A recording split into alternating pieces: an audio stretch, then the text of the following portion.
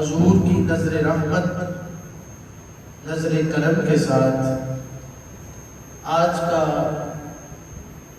بابرکت روحانی، ایمانی، وجدانی، لسانی جمعۃ المبارک کا اجتماع جو کہ اپنے پوری آبادات کے ساتھ منعقد ہے، اور اللہ کریم نے ہم سب کو یہ شرف بخشا کہ ہم سب سرکار کی مدح سرائی سننے، اللہ اور اللہ کے رسول کی اور رسول کے یاروں کی باتیں سننے کے لیے اللہ کے گھر میں تشریف لے آئے۔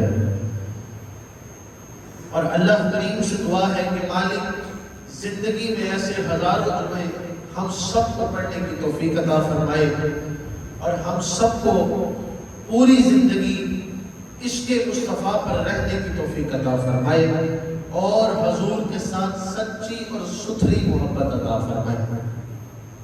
حضرات وقار، جس طرح کہ آپ سب کو معلوم ہے کہ ماہ صفر المظفر کا مہینہ چل رہا ہے، پچھلے جمعۃ المبارک صفر المظفر کا مہینے کا پہلا جمعہ تھا، اور ہم نے اولیاء کاملین، ان کی عظمتیں، اولیاء کاملین کے ساتھ محبتیں اور مودتیں قرآن و حدیث کی روشنی میں سماعت کی تھی۔ اور آج کا ہمارا جمعہ بھی ایک اللہ کے ولی کی شان میں ہے، کیونکہ ماہ صفر المظفر میں بہت سارے ولی کامل ہیں، بہت سارے اللہ والے ہیں جنہوں نے دین کے اوپر بڑی خدمات دی، اسلام پر بڑی خدمات عطا فرمائی، اور ان دینی خدمات کو لٹاتے ہوئے دنیا سے رخصت ہوئے، اور ان کا ذکر کرنا یہ ہم اپنے لیے باعث صد افتخار سمجھتے ہیں کہ جنہوں نے اللہ اور اللہ کے رسول کا پیغام دنیا تک پہنچایا۔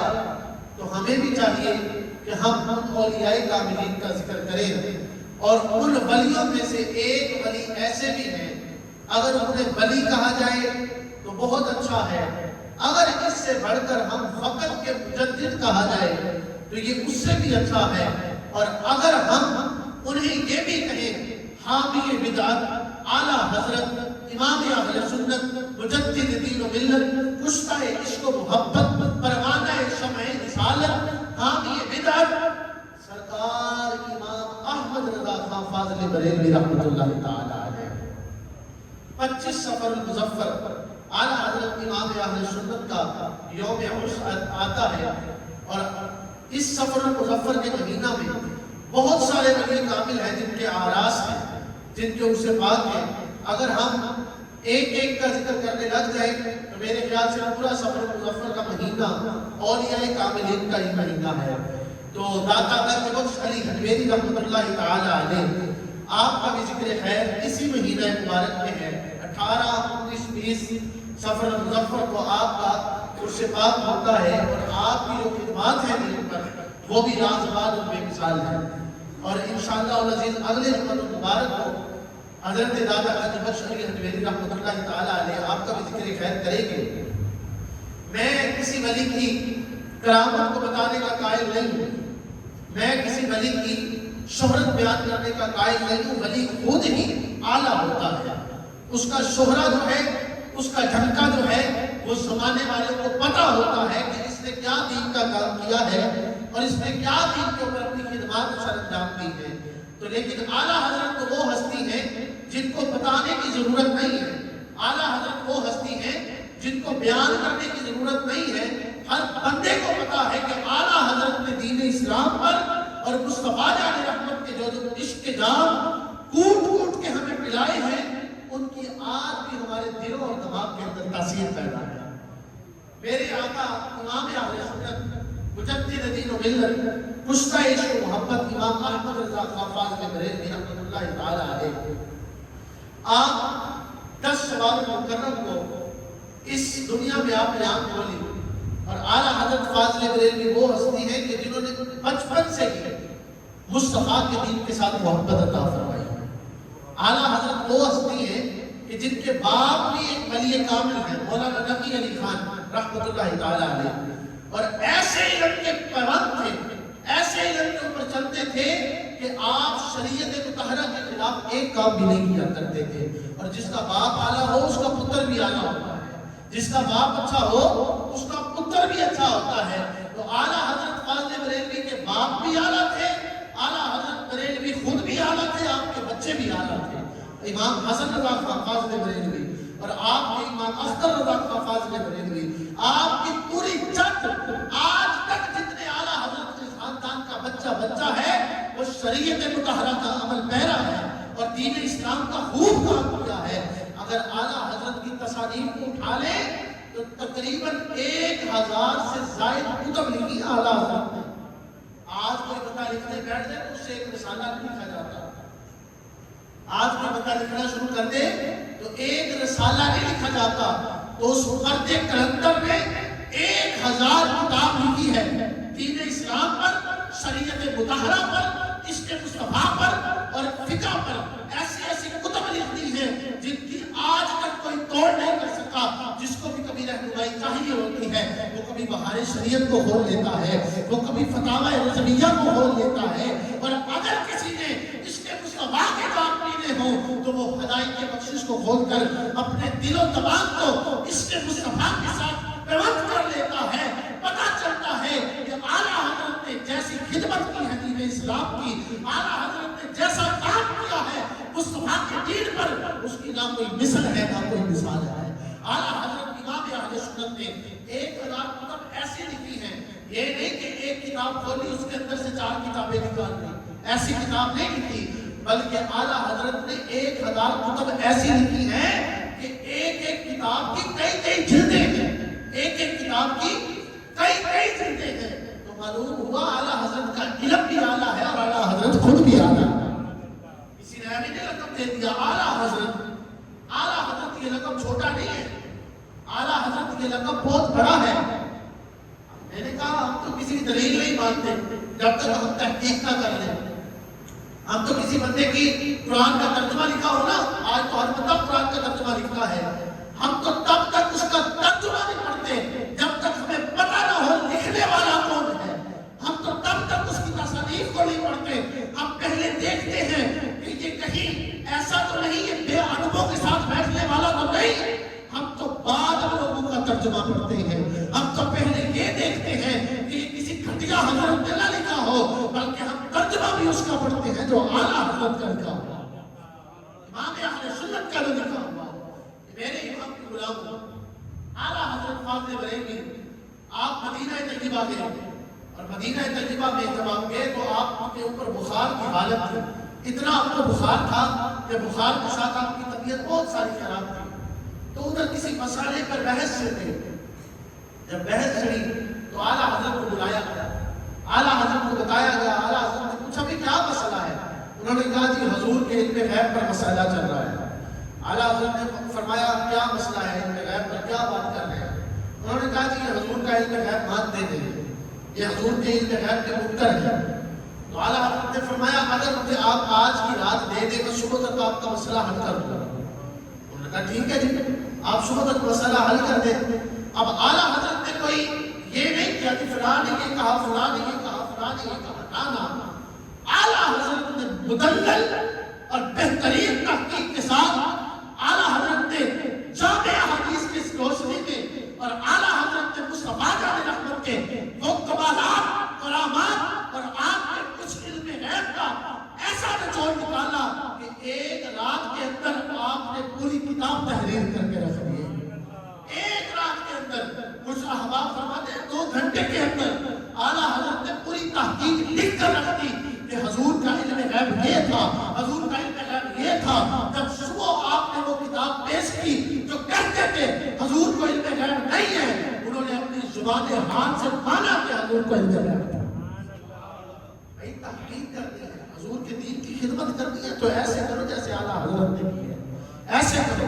آج بھی ہر جگہ یوں ڈنکا بج رہا ہے. تقریباً 105 6 7 سال ہو گئے تقریباً اعلیٰ حضرت کو اس دنیا سے گئے ہوئے، لیکن آج بھی ہر جگہ احمد رضا ہو رہی ہے. آج بھی ہر جگہ اعلیٰ حضرت ہو رہی ہے. کیوں ہو رہی ہے؟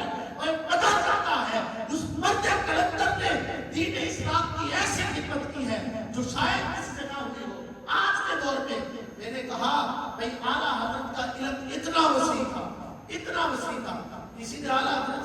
حضرت جو تیمم کی مٹی ہے جس سے ہم تیمم کرتے ہیں، بعض اوقات وضو کے لیے پانی نہیں ملتا، ایسی حالت ہو جاتی ہے، بعض اوقات کوئی ایسا معاملہ ہو جاتا ہے وضو کے لیے پانی نہیں ملتا، تو اس وقت میں تیمم کرنا چاہیے۔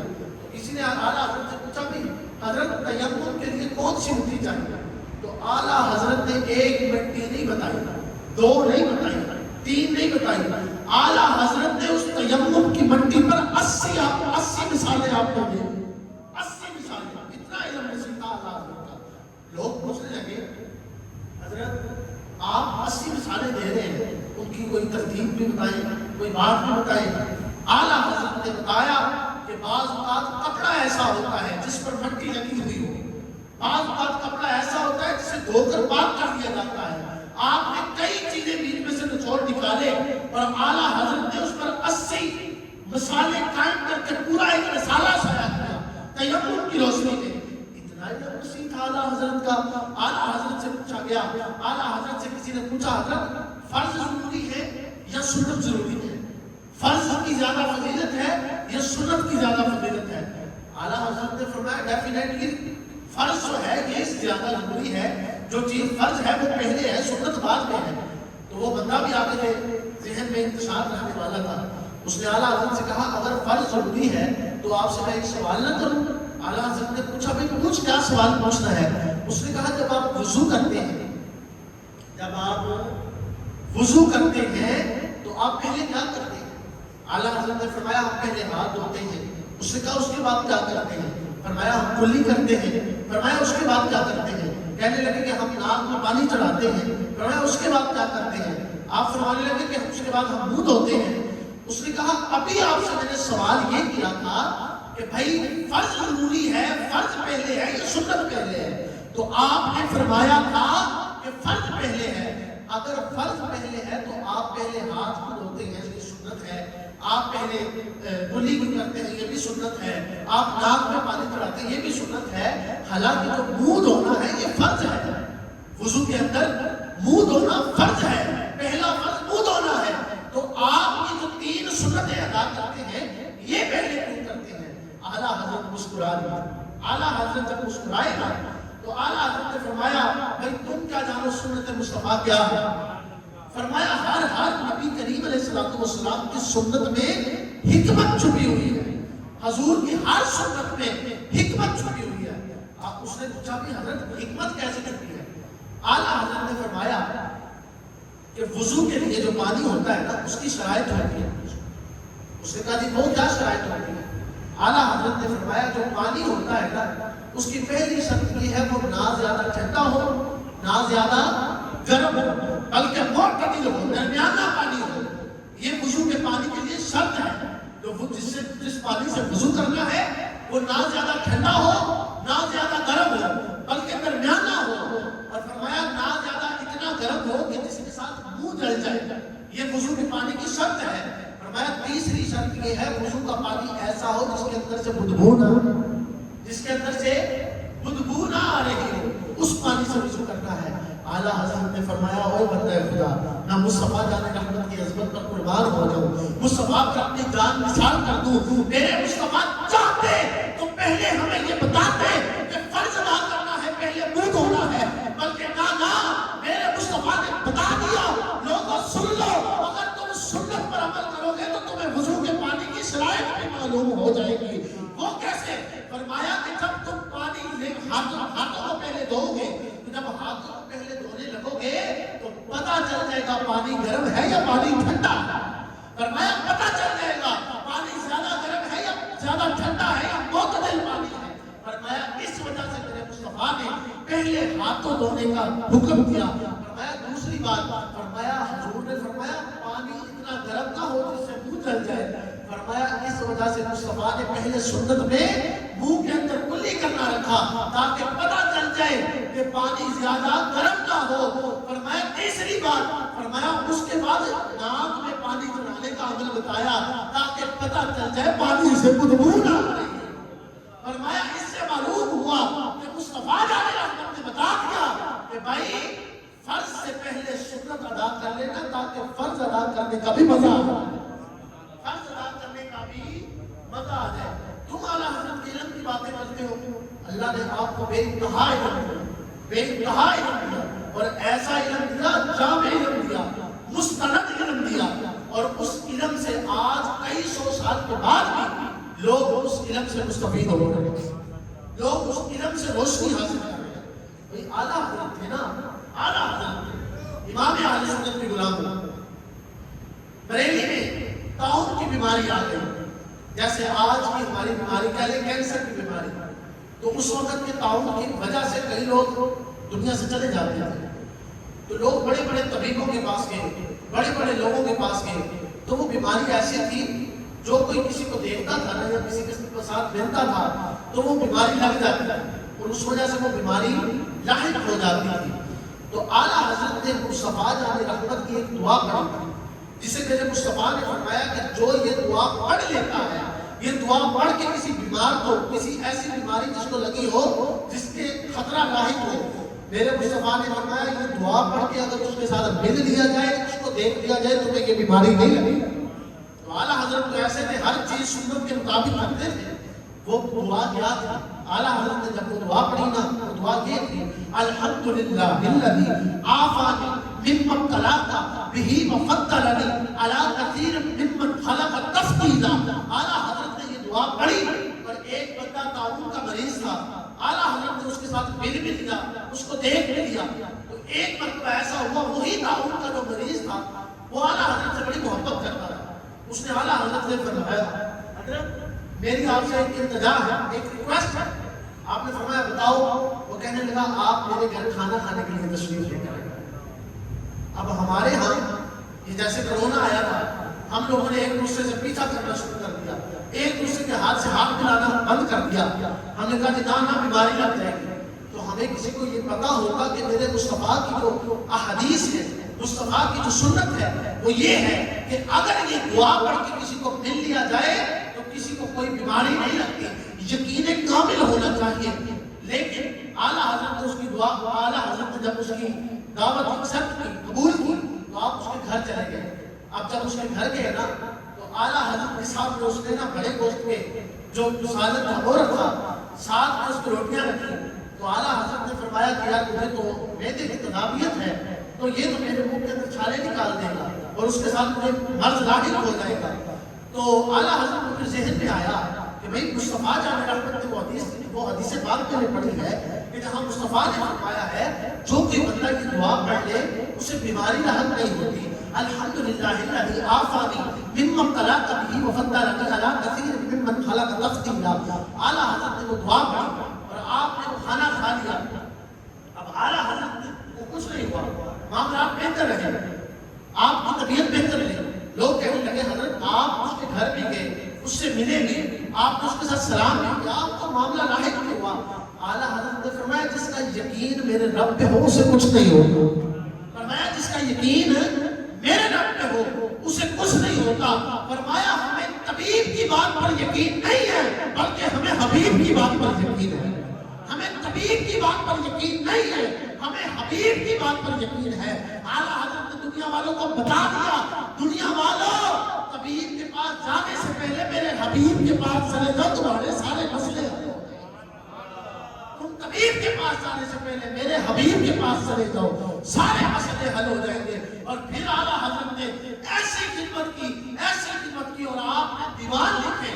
حضور کی منہا سرائی پر آپ نے اتنی کتب لکھی ہے جن کی بے مثل و بے مثال شان ہے.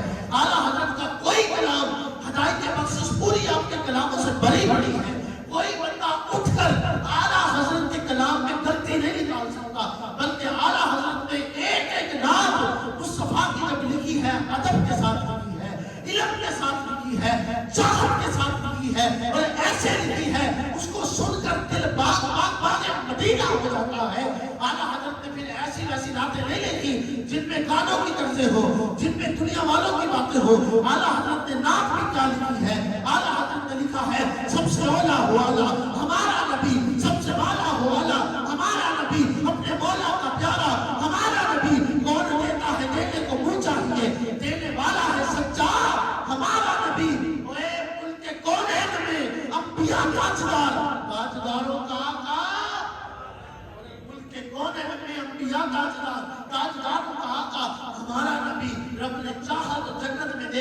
ہم پتے پتے پہ لکھا ہمارا نبی، اے غمزدوں کو رضا مزدہ دیجئے کہ ہے بے کسوں کا سہارا۔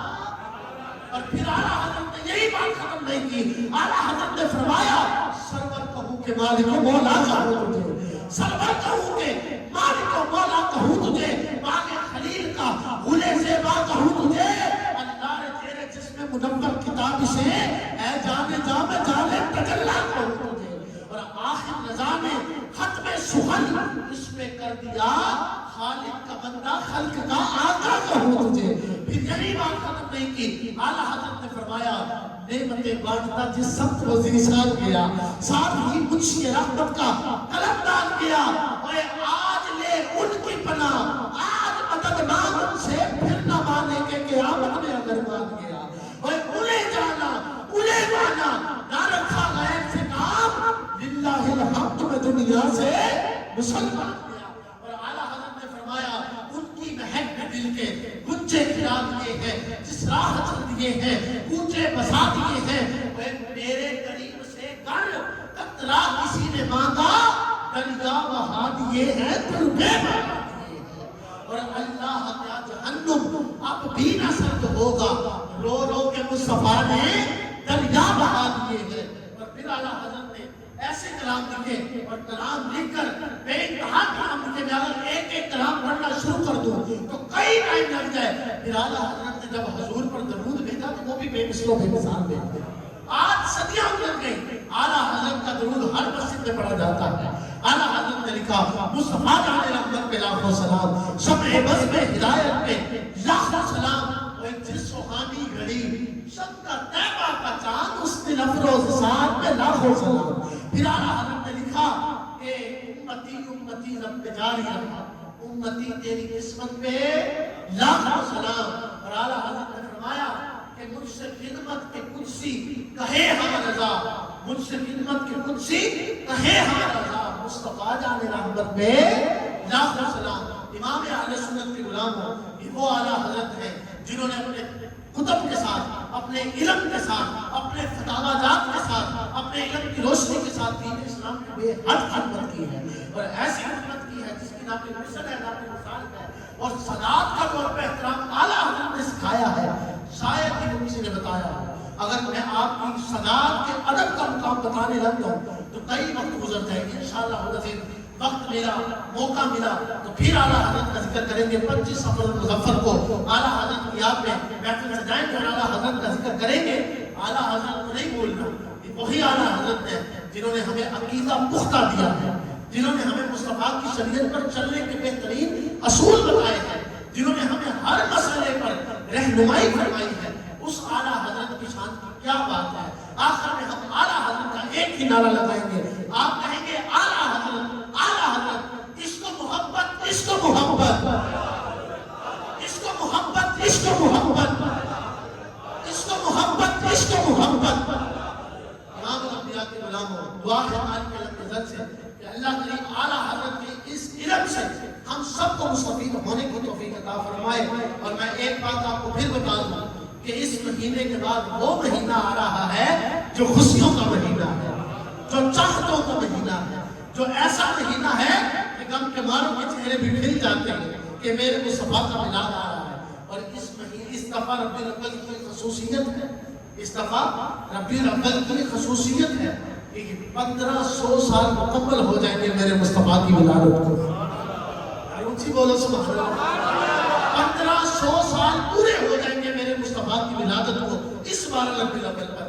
میری ایک بات سنیں، جب 100 سال ہوئے تھے تب بھی شاید ہم میں سے کوئی تھا یا نہیں تھا، جب 2000 سال پورے ہو جائیں گے تب بھی شاید کوئی ہو یا نہ ہو، لیکن اب ہمیں موقع مل رہا ہے 1500 سالہ حضور کی ولادت منانے کا۔ تو اس دفعہ کسی نے کنجوسی نہیں کرنی۔ میں نے کل بھی ایک بیان میں بتایا ہے، میں نے کل سیکنڈ راؤنڈ بیان کیا تو کل میں نے بتایا ہے کہ بھائیو ایک بات سن لو، یہ جو آپ ہمارے پر لگ جاتے ہیں نا فتوے کہ بھائی یہ جو تم لائٹیں لگاتے ہو، ملاپ کرتے ہو، یہی کسی غریب کی بیٹی کی شادی کروا لو، تو میں نے انہیں بتایا ہے، میں نے کہا یہ 14 اگست آ رہی ہے، اگر کسی نے فضول خرچی کرتی ہے، جھنڈیاں دنانی معاملات کرتے ہیں نا، تو ایسا کر لے کسی بچی کی شادی کروا دے، جو کرنا ہے اگست میں کر لو۔ 1500 سالہ ربیع الاول میں کوئی نہ کہے یہ میرے مصطفیٰ کی ولادت ہے، یہ ہم نے گج وج کے بنانی ہے، سینہ تان کے بنانی ہے، اور گلی گلی نگر نگر ایک ہی نعرہ لگانا ہے، آمد مصطفیٰ، آمد مصطفیٰ۔ گلی گلی نگر نگر سرکار کی آمد کے نعرے لگانے ہیں اور لوگوں کو بتانا ہے کہ یہ 1500 سالہ حضور کی ولادت بنانی ایسے ہے جیسے بنانے کا حق ہوتا ہے۔ اللہ کریم حضور کے صدقے ہم سب کے حال پر رحم پر فضل فرمائے۔ آخر دعوانا الحمدللہ۔